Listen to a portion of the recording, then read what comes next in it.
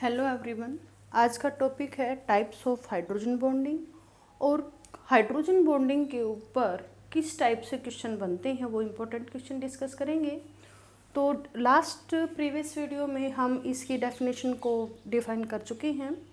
अब देखते हैं क्या सबसे पहले हाइड्रोजन बॉन्डिंग था क्या कि एक हमारे पास क्या हो हाइड्रोजन हो और दूसरा क्या हो फ्लोरीन हो सकता है, ऑक्सीजन हो सकता है या फिर नाइट्रोजन। ये तीन इलेक्ट्रोनेगेटिव एलिमेंट जिनके पास क्या है लोन पेयर हैं, ठीक है, लोन पेयर हैं और मोर इलेक्ट्रोनेगेटिव हैं ये, और हाइड्रोजन के साथ किस तरह से बॉन्डिंग बनाते हैं। तो इन लोन पेयर के, और ये तो एक अदर मॉलिक्यूल का होगा, एक अदर कंपाउंड होगा और ये अदर का होगा, तो ये डेल्टा पॉजिटिव और ये डेल्टा नेगेटिव की तरह बिहेव करेगा। और यहाँ पे जो इन लोन पेयर इलेक्ट्रोनेगेटिव एलिमेंट के लोन पेयर और हाइड्रोजन के बीच में जो बॉन्डिंग बनेगी वो क्या कहलाती है हाइड्रोजन बॉन्डिंग, ठीक है। इसी तरह से वाटर के केस में, इस तरह से अमोनिया के केस में। तो अपने पास जो टाइप्स अब आती हैं टाइप्स ऑफ हाइड्रोजन बॉन्डिंग। तो टाइप्स ऑफ हाइड्रोजन बॉन्डिंग में ये होता है दो टाइप का, एक होता है इंटरमोलिकुलर और दूसरा होता है इंट्रामोलिकुलर। दूसरा क्या होता है इंट्रामोलिकुलर। क्या डिफरेंस है दोनों में, इंटर और इंट्रा में? इंटर में क्या होता है या तो सेम ही कंपाउंड हो या फिर डिफरेंट कंपाउंड हो, ठीक है, और उनके क्या होते हैं डिफरेंट एटम्स क्या करते हैं आपस में कंबाइन होते हैं और क्या बनाते हैं हाइड्रोजन बॉन्डिंग। इसमें क्या होता है सेम कंपाउंड होता है, सेम कंपाउंड होगा और उसके अंदर की जो मॉलिक्यूल के उसके अंदर के जो एटम हैं वो क्या करते हैं भाई डिफरेंट एटम होंगे। डिफरेंट हाइड्रोजन बॉन्डिंग के लिए तो डिफरेंट एटम होंगे हमारे पास, डिफरेंट एटम कंबाइन होंगे और कंबाइन होकर क्या करेंगे 6 मेंबर्ड रिंग की फॉर्मेशन करेंगे, 6 मेंबर्ड रिंग की फॉर्मेशन करेंगे, ठीक है, रिंग की फॉर्मेशन करते हैं। इसमें क्या है देखिए, इसमें किसी टाइप की रिंग की फॉर्मेशन नहीं होती है। जैसे कि इसके एग्जाम्पल हूँ HF, H2O, NH3, है ना, अल्कोहल ROH, ठीक है, किस और इसके ऑर्थोनाइट्रोफिनोल सैलिसिलिक एसिड, ठीक है, ऑर्थोनाइट्रोफिनोल, नाइट्रोफिनोल और सैलिसिलिक एसिड, सैलिसिलिक एसिड। देखते हैं इसके एग्जाम्पल। जैसे हमारे पास क्या हो हाइड्रोजन, इसमें क्या है सेम या डिफरेंट कंपाउंड होने चाहिए। तो सबसे पहले हम सेम ही लेते हैं, ये फ्लोरीन है और ये हाइड्रोजन है, ये फ्लोरीन है। फर्दर अब देखो ये कोवलेंट बॉन्ड, फिर ये अगला कोई, इसी तरह से। तो एक कंपाउंड ये हो गया, दूसरा ये हो गया, नेक्स्ट ये हो गया, है ना, और ये किसी अदर उसका है कंपाउंड का एटम। तो देखो यहाँ हाइड्रोजन बॉन्डिंग, यहाँ हाइड्रोजन बॉन्डिंग जो डॉटेड मैं शो कर रही हूँ। इस तरह से भाई जितने नंबर ऑफ हमारे पास ये होंगे कंपाउंड, उसी तरह से क्या होगी कि हाइड्रोजन बॉन्डिंग चलती जाएगी, ठीक है, इस टाइप से। जैसे अल्कोहल होगा H2 और NH3 में भी हमने देखा था अल्कोहल ROH, ठीक है, और फिर अल्कोहल ROH। मान लीजिए हमने 3 लिए हैं ये अल्कोहल के ROH, तो इसके तो लोन पेयर और इसका हाइड्रोजन, इसके लोन पेयर और इसका हाइड्रोजन, इस तरह से ये क्या बन जाएगी हाइड्रोजन बॉन्डिंग बन जाएगी, ठीक है। अब जो नेक्स्ट है इसमें ऑर्थोनाइट्रोफिनोल, इसमें किस तरह से भैया हाइड्रोजन बॉन्डिंग होती है। इसमें देखिए ऑर्थोनाइट्रोफिनोल, तो जो बेंजीन रिंग होती है, बेंजीन रिंग ये 6 मेंबर्ड है, ठीक है, ये डबल बॉन्ड को अल्टरनेशन डबल बॉन्ड को हमने इस तरह से दिखा दिया। और इसके मान लीजिए यहाँ पे एक ग्रुप लग रहा है, ठीक है, और इसकी ये पोजीशन क्या हो जाएंगे दोनों ऑर्थो, ये दोनों पोजीशन हो जाएंगी मेटा और ये क्या हो जाएगी पैरा, ठीक है। तो ये है ऑर्थोनाइट्रोफिनोल, मतलब ऑर्थो या तो ये पोजीशन या फिर ये पोजीशन, है ना, ऑर्थोनाइट्रोफिनोल, नाइट्रो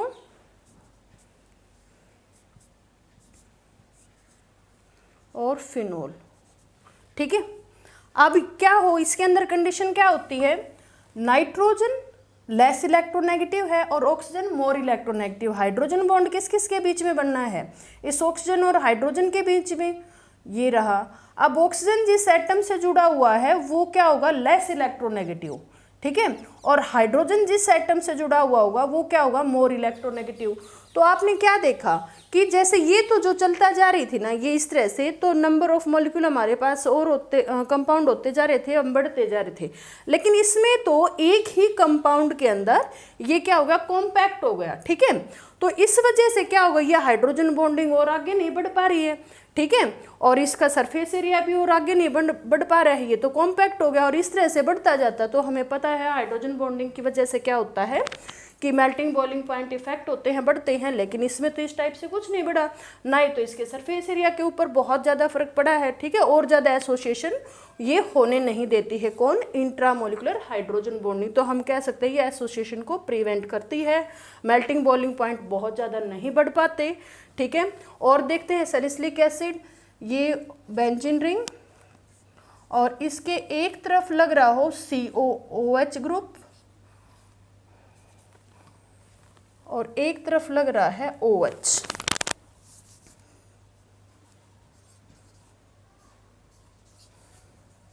ठीक है, अब ये मोर इलेक्ट्रोनेगेटिव इस कार्बन के साथ जुड़ रहा है, कार्बन इस ऑक्सीजन से लेस इलेक्ट्रोनेगेटिव है और हाइड्रोजन एक मोर इलेक्ट्रोनेगेटिव एटम से जुड़ा हुआ है। तो यहाँ पे क्या हो जाएगी, ये 6 मेंबर्ड रिंग की क्या हो जाएगी, फॉर्मेशन हो जाएगी। तो इस केस में क्या हो जाएगी, सरफेस एरिया कम हो रहा है, एसोसिएशन रुक रहा है और मेल्टिंग बॉइलिंग पॉइंट और ज़्यादा नहीं बढ़ पाए क्योंकि हाइड्रोजन बॉन्डिंग ज़्यादा दूर तक नहीं जा पाई। एक ही मॉलिक्यूल के एक ही कंपाउंड के अंदर ये यहीं पे ही रुक गई और इससे क्या हुआ कि जो वेपर प्रेशर है भाई, बॉइलिंग पॉइंट वगैरह क्या हो गए, घट गए। हाइड्रोजन बॉन्डिंग से तो बढ़ने चाहिए थे और आगे इसके, लेकिन आगे ये एसोसिएशन नहीं कर पाया।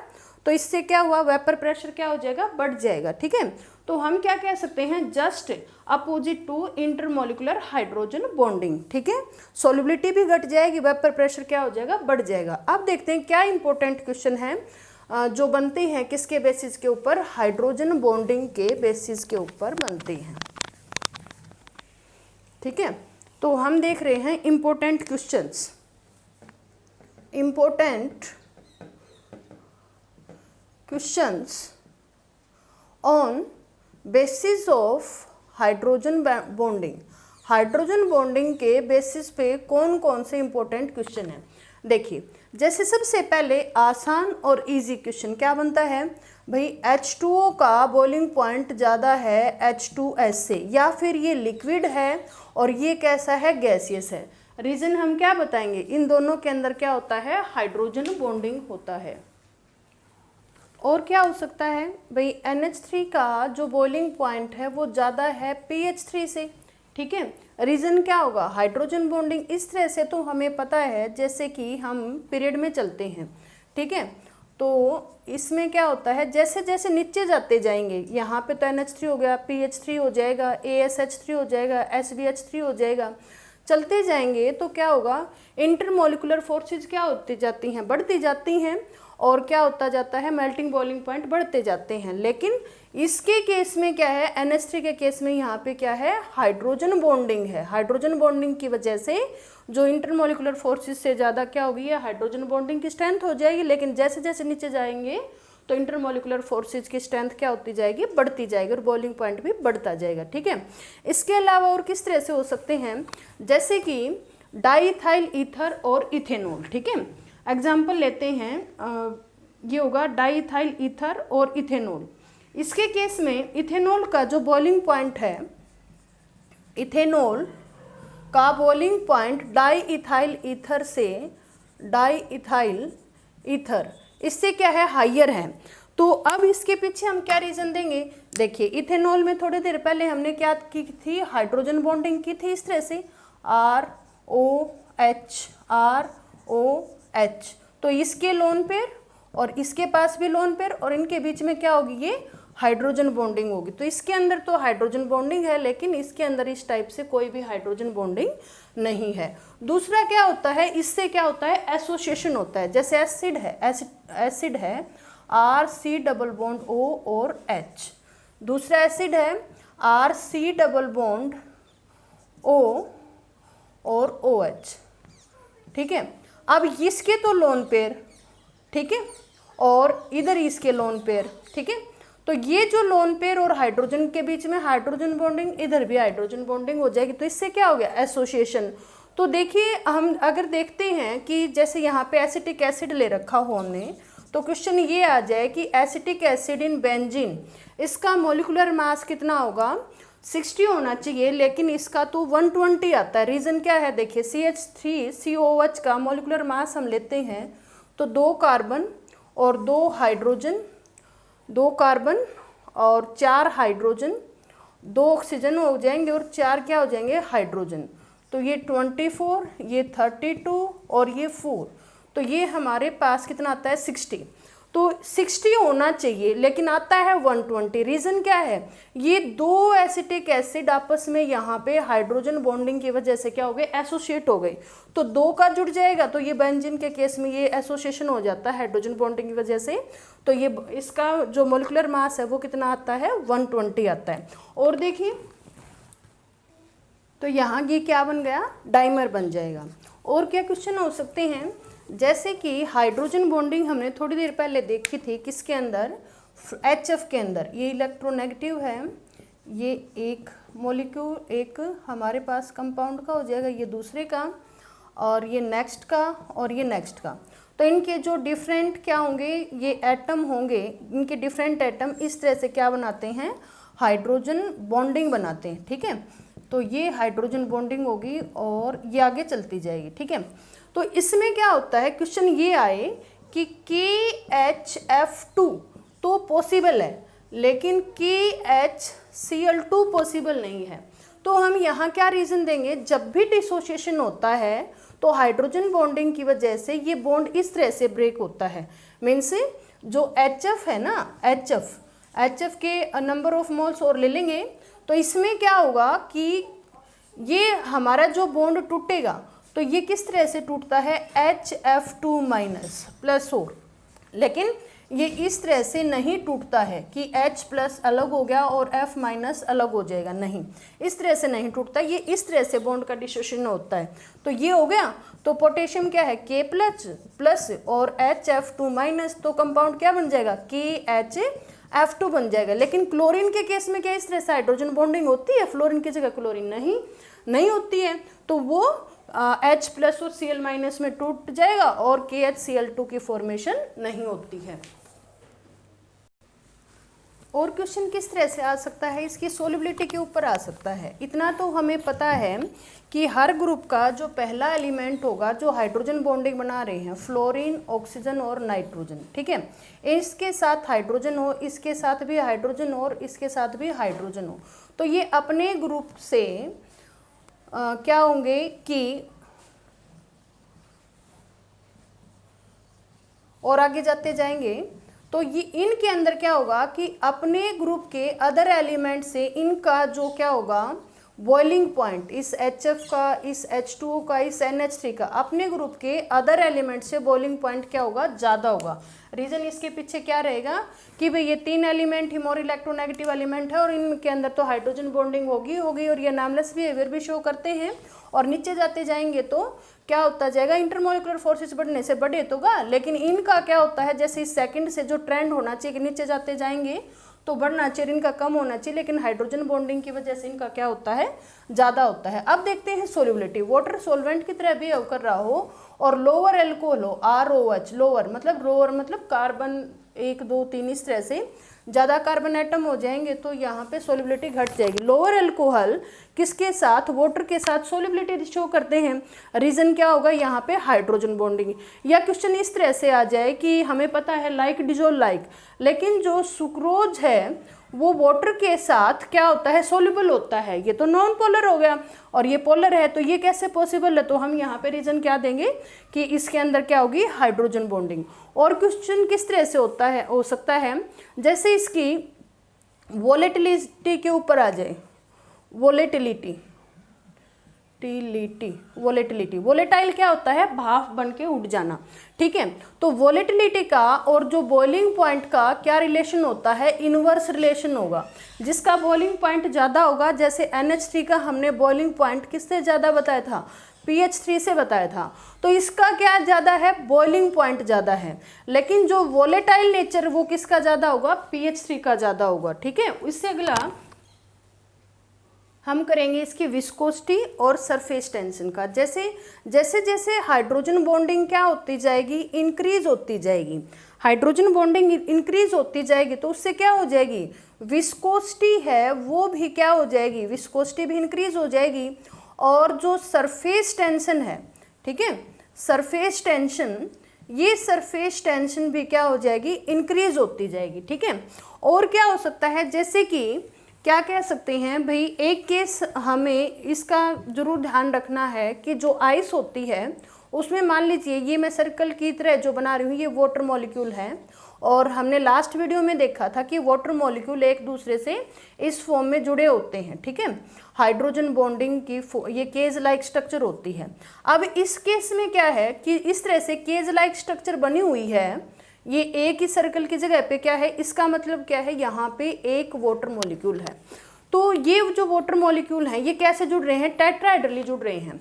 तो जैसे ही क्या करेंगे, टेम्परेचर बढ़ाते हैं, टेम्परेचर बढ़ाएंगे तो ये जो हाइड्रोजन बॉन्ड है ना इनके बीच में, ये सारे के सारे टूट जाएंगे।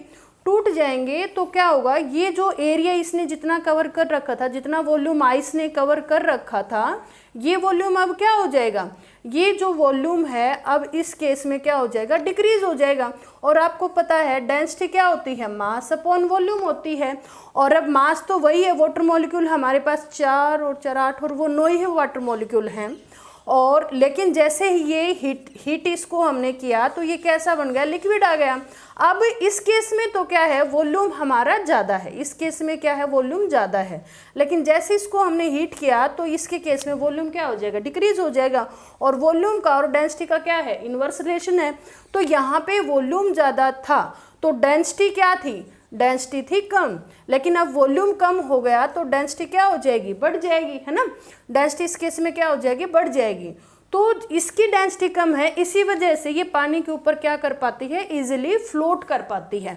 और जो एक्वेटिक एनिमल लाइफ है वो इस आइस के जो नीचे रहेगी सर्दियों में, विंटर वगैरह में, उसको ये तो ऑक्सीजन मिलेगी ही मिलेगी वाटर वाली, साथ में ये जो खाली वैकेंट साइट है यहाँ से भी क्या हो जाएगी, इजीली ऑक्सीजन अवेलेबल हो जाएगी। अब जैसे हमने क्या किया, नेक्स्ट क्वेश्चन कि 277 केल्विन के ऊपर इसकी डेंसिटी क्या होती है, मैक्सिमम होती है।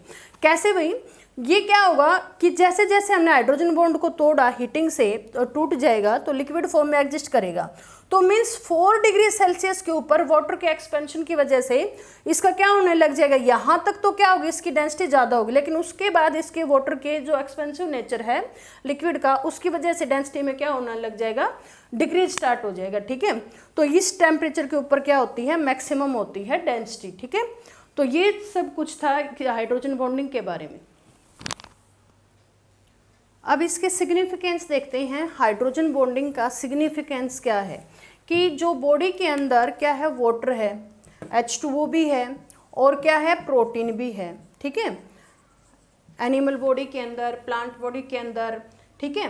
तो यहाँ पे इनके बीच में क्या होता है, हाइड्रोजन बॉन्डिंग प्रेजेंट होती है। दूसरा जो स्ट्रक्चर है किसकी, प्रोटीन की स्ट्रक्चर, और दूसरा किसका, न्यूक्लिक एसिड, ठीक है, न्यूक्लिक एसिड, इनकी जो स्ट्रक्चर है वो किससे स्टेबलाइज्ड होती है, stabilized by hydrogen bonding, stabilized by hydrogen bonding. Thank you.